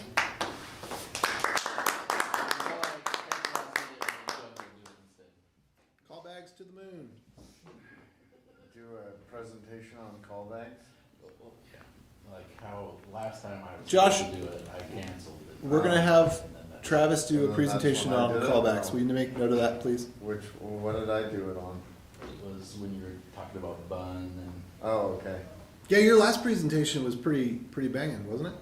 I don't know. Was that at Rust or was it here? I don't remember. I think that was this one. This Yours one. was, yeah, Okay. that was. Yeah? Over? Did you raise hand? No. Oh, okay. All right. Okay. So we'll figure it out. We're gonna have presentations. I would like to build this back up to what it used to be. I'd like to have. I mean, well, we got to be careful because we can't have 30 people in a room in here. But well, we've got more rooms. Vivint can like move into more rooms and stuff. okay, I want to get back to where we have 30 people in here again. I want to get this back to where we've got, you know, Plaid and Microsoft, and, you know, people coming in and present that are, you know, have more dollar value than I do and might have different opinions than me, but are too high up on the totem pole for me to crack the whip and knock them down when they speak. And to get where we've got recruiters coming in again that are wanting to, you know, fight Vivint for the opportunity to buy us pizza. Because that's how this thing used to be, and it was pretty good. Now, it also used to be up in Salt Lake, and I'm not going there. I can't handle it. I don't want that in my life. So if we can't get back to that, and it's because we're not going to Salt Lake, I accept that. But, you know, so if you want to invite some other people, if you think this is cool, if you enjoy it, I've been trying to get some people from my work to come to these. Is there another JavaScript meetup that's not Node? yeah, so There's there's Utah.js. there's Utah.js, and that one suddenly just went back to boom. Because they were having, you know, they were having the room kind of like this, and then the last one, it just all of a sudden it was what 40 people. I mean, Why? What did they present on? What did you say, Dan? it wasn't the presentation. They had Kent C. Dodds present. Is that why? Wasn't that the React meetup? Yeah, that was, well, he went to their, when I started going back to meetups, I went to the remix one where he was, Yeah, he was he running used it. to like be on the remix team. And then I went to the Utah.js one and he came to that one, he gave the exact same presentation. I remember So that. that's why it blew up to 40. Is that what you're saying? He's kind of a celebrity. Because he uses the middle initial. Well, it's not just that. It's because there's 0 people that he follows on Twitter. The higher your ratio is, you know. He's good at marketing. Well, just And he's skilled too. He's the rare combination of not being a crap poster. His posts are actually relevant and thoughtful, and he's good at marketing, and that's almost no one. Yeah. You've got the engineers that are good and thoughtful and can, you know, have good knowledge, and then you've got the crap posters that get 50,000 followers, and everything they post is literally wrong.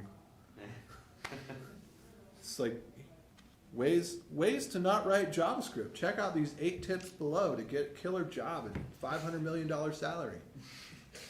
600,000 retweets. Yeah, he is. He's a celebrity. He brings the 40. So he's no longer with Remix?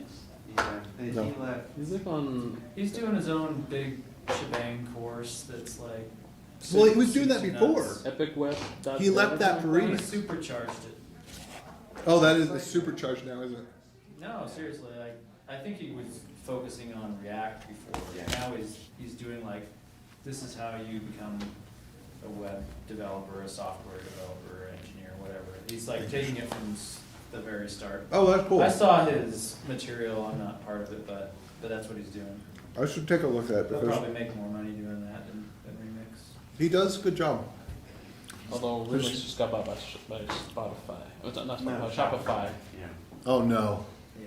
Oh yeah, I remember that. Because so this is the sad thing about that. So they had built their own platform from scratch, spent years on it, Yeah, and then hydrogen? yeah, and then just overnight it's like, boo! I mean, it was in beta. It had been announced. It was in beta, and then boo! Did this happen recently? I swear Yeah. I was just hearing about it like 2 months ago. I think between the time we did the JavaScript Jabber episode on it and the time it released, or between the time the JavaScript Jabber episode released and the time we recorded it, I think they canceled it. That's crazy. Oh, hydrogen? Yeah. Yeah, Is it the same concept as Remix, or what was it? I think it was. It was like, I was using Now the it's React different. server components, and Remix isn't. But it was a similar I'm not in the React genre or something. Okay, so other order of business. I'm going to cut it short on that. We can get back to it. Other order of business is we need a new name because Node is boring. No one cares about Node anymore. Node just means the tools that I use to do front end stuff or back end stuff that's not as cool as Rust. So at this point, I just want to ditch Utah Node.js. I actually kind of want to cancel the whole thing, start an entirely new group, and charge $1 to be a member, so that we. Keep the riffraff out. It's not even about covering the cost. It's just about starting afresh, so that we can get some hype, or hype's not the right word. Energy, so we get some fresh energy, because we've got a mailing list of 3,500 people. They're all moved out of state. That none of these people are around anymore. Corona happened. It just totally killed the vibe. And so I want to reboot. And so I renamed it for intermittently, or not intermittently, whatever the word I'm trying to say is. Right now, if you look at Meetup, it says Utah Server JS. I'm not really in love with that. But when I was going to do Utah Backend JS, it's just backend. Someone criticized you? Was that you? Maybe.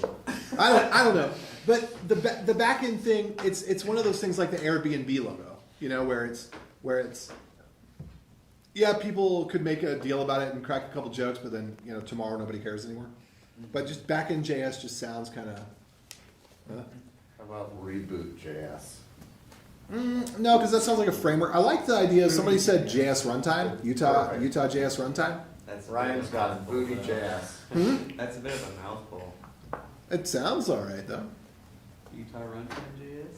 Or Utah Well, JS Runtime? why don't you tell us the new direction that you want to take? Like, why is it just a name change, or? Oh well, is it like I said, Node is boring. Node is old. Nobody cares about Node. All the stuff that's written in Node What do they care about then? is broken. Well, okay, I'm getting there. I'm getting there. Yeah, thank you for. I'm just feeding you. No. So Bun is pretty cool. I think that is the thing I'm excited about because it's written in an awesome language, Zig, and it seems to have the right targets, and it seems to be headed in a direction that's pretty good. So Bun, I think it started out as it was a bundler, but then it was like, well, to be a bundler, I need faster, because every millisecond counts when you're talking about literally tens of thousands of files. Is it blazing fast though? I only use things that say blazing. Blazing bugs. The blazing bugs. So, and Dino, I'm not so excited about anymore. I kind of liked it more when they were a little bit stronger about what they believed in, and they weren't just trying to be Node. I mean, they were trying to be Node 2.0, but it was like clean break Node 2.0, and now they're kind of like apologetic Node 2.0. Not enough people came around to the new campsite, so they had to I think build they're a getting road back to the old campsite. Yeah, and I think Corona had something to do with that. But anyway, but Dino, and then there's the WASM, there's the Winter CG. There's a lot of stuff that's happening in the back-end space that I would consider to be more the engineering space. Edge.js. What about Run.js? Oh, I was thinking the exact same name. Run.js? Yeah, Run.js. Utah Run.js. Run and then little letters. Kind I don't think it. No, because it can't sound like a framework. It has to sound like a architecture or a platform. JS Not- run? JS engineering. I feel like that's longer than runtime. Utah's Architect JS. huh? Architect JS. Utah Architect JS. Arch. JS, I don't know. I'm just shortening everything you guys are So saying. apparently the term engineer is now being applied to junior developers. So you become senior engineer after 1 year of work. So they created this new thing called staff engineer, which is That's the, been around for a while in other industries. Like staff engineer has been a big thing in mechanical engineering for a long, long time. but that's where so now where you used to be an engineer after 5 years, now you're an engineer after 1 year, but you're staff engineer after 5 years. So, and then there's like a fellow, an engineering fellow in staff engineer, or something like that. Does that have anything to do with like, I don't know, when you said fellow, first thing that popped in my mind was like the Fellowship of the Rings. Utah One of JS the fellows. I don't know. Well, I'm just thinking about, I'm putting myself in your shoes right now, and you're big into software engineering. Yes. As opposed to developing. Yes. So there's a difference, and so I was thinking, you want to gear it towards engineering. Utah JS and engineers. JS. Yeah. So why not just Utah JS engineering? I don't know. What do you think? Java So who's running Utah JS, and like what distinctions do you want to separate between? Well, they're all React. Utah Yeah, JS is Utah React. This is That's why I don't go to that Because do you want to limit it to the front end or the back end, or do you want to open it up to front end engineering too? okay. I mean, that's an option. I think that there's a huge dearth of engineering material about the front end, and there's a lot of engineering that needs to happen in the front end for front ends to be successful in terms of providing a good user experience, being fast, being nimble. How about Stack.js? Utah Stack JS. Like full stack? I don't know. I'm not going to put full stack in the term, but stack I could do because stack is edge, stack is node, stack is bun. Yeah. I like this. Yeah. I want credit, so I'm just gonna. I'm just kidding. Your $1 membership fees waived. Yeah. So I mean, that's one thing, and so I don't want to feel free to leave anytime you want to go home or something. I don't want to keep you forever. It's already almost 9:30, and Are the onliners around still? What? Are the onliners around still? There's 2 of them. Okay, you haven't closed this train. No, I just if they want to join in with us and hear what we're talking about, and they can. I think it's still relevant engineering topic stuff. I mean, The word architecture align with some of the similarities of engineering. Not Utah necessarily. JS architects. I don't know. I want. There needs to be something in front of the JS as to not be confused with Utah JS. So it needs to be. Do we need Utah in the name? Good question. That's also a good question. I kind of like it because I like Utah and I like promoting Utah. I'm probably a bad representative of anything. Also, I think people on the Meetup Right app now at they have least Utah Shade. from out of state can still see it, so it's at least Perhaps lets you know that you're something more than that. Utah based. We're Yeah. Utah. A lot of Node.js JS right now. That's true. Kind of lame. I know, but I think there's been several times when people have thought they were going to one of the meetups and came to the wrong, not the wrong one, but not the one they thought they were coming to. Oh yeah, I think like there was like Rust is like also this year. Yeah, somebody left. I mean, that's fine. People can come on the wrong day. That's okay. It's fine, but they're coming because they're mixing it up with Utah JS versus Utah Node.js or whatever. Okay. And so I guess that's more my point is if you drop the Utah and we're just, whatever, Stack JS or, Utah engineering JS, JS. the good parts. I think that Node has probably limited the attendance, because how many people are working in Node? Like, you got way more people doing front end stuff. And most of them are doing, not the tooling side of front end. Right. So Utah not React JS. Perfect, there we go. Hey. Because come on. because that's the thing is that On the other JavaScript meetups are Sub.js. almost exclusively React, Yeah. and it's not. You're not really talking about JavaScript. You're not really talking about engineering. You're just talking about. I don't know what they talk about because I don't go. Anyway. But okay, so but it talking is. about React is a little, or not talking about JavaScript is a little disingenuous.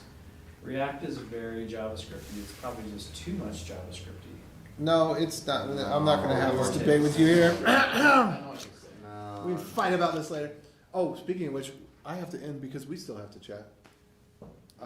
Okay, so is everybody cool with just paying $1 to be part of the group? That is $10, Accept $10 a Dash? year or whatever. Yeah, sure. Well, I don't know. I'm going to do it on Meetup unless somebody wants to Either suggest something $1 different. or $1. But I just kind of want to reboot the group, and you know, if charging $1 $1 means is that, not enough. but It's not enough for what you're trying to go for. no, all I'm Why are trying. you charging $1? It's just to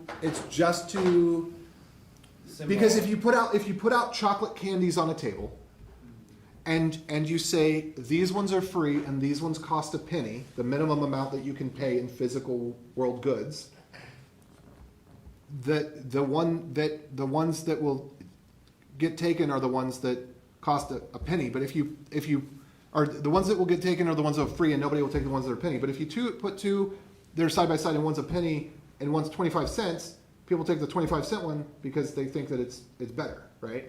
Yeah, so charge $10. But I don't really want to charge $10 a month. Oh, a month. Yeah, because it's a meetup thing. All I want to do is make it so that we get a higher quality of people to reboot. Yeah, commit. The group. I get it. Are you paying for, like, to be doing this on Meetup? I do. I pay something like $100 a quarter, I think. Okay. So, or maybe it's $50 a quarter. I don't know what it is, but So it's not like you're doing it so you become a, you know, filthy rich dollar millionaire. no, it has nothing. It might offset some of your costs though. That's what I was. And so everyone's able to contribute to offset the costs. I don't. That's not what's interesting to me. What's interesting to me is we could either, I guess I want to do either or. Either start charging for this group and our list goes from 3,000 to 30, or create a new group and let this group just go. I actually don't really want to let that happen because what it does is it send out a message to everybody, do you want to claim this group? And then somebody could claim it that maybe makes it appear something different. So I think change the name, charge $1, get the list back down to 0 so that this is something that's growing rather than something that's stagnating. Just make sure you say $1 per month. I'm a stickler on units. Not $1, it's $1 per month. There's a difference. Yeah, well, with Meetup, I don't have the option. Yes, I see what you're saying. If I was choosing what you have to do to join the Meetup, then something like that would. Does Meetup let you go as low as $1? I hope so. Sometimes it's like minimum has to be like $5 or something like that. Yeah, because the credit cards company is going to charge you 30 cents for it. Yeah, so I think what they'll do is they'll charge you $12. I mean, I could be wrong. I need to actually look at this, but I think they'll charge you $12 if it's a year, but they'll charge you $10 or $12 if it's per month. Well, one per month, but $10 if it's per year. Because if you charge someone $1 on a credit card, you get 55 cents. Yeah. Whereas if you charge them $10, you get $9.55. To change the topic just a little bit, would the good parts of an NFT be a interesting idea? Like a membership NFT? Like Oh. as a talk? For the, Not as a talk, Presentation? as like, Like an here's your token that has access to watch the videos. Because you have a membership NFT. I'm sorry, I can't abide. Even though I work for digital currency. I can't even abide it either. But it's different. Dash is not about scamming people. It's not a scam though, it's a membership token. It's a. But you could. You're providing a service? It's like a bit. It's a It's a SSH stylus key. receipt. It's a pay for a little SSH key is all it is. All right. Well, people online, I'm going to end the stream. thanks for joining in. If anybody's still joined in, I don't know why you're joined in. You should leave. But like, sub, follow if you want to. Use.js on YouTube. Juan says Stack.js. All right. Well, we'll consider that. That's what I said. We'll figure it out. Well, good. No, I know. We've already said Stack.js. I'm saying. Oh, I like I think so. Like they were trying, claiming that as their idea. I was like, wait. No, he's saying it's good. He says it sounds good. Okay. Well, good night, everybody. They already Adios. registered the domain. Well, it's probably already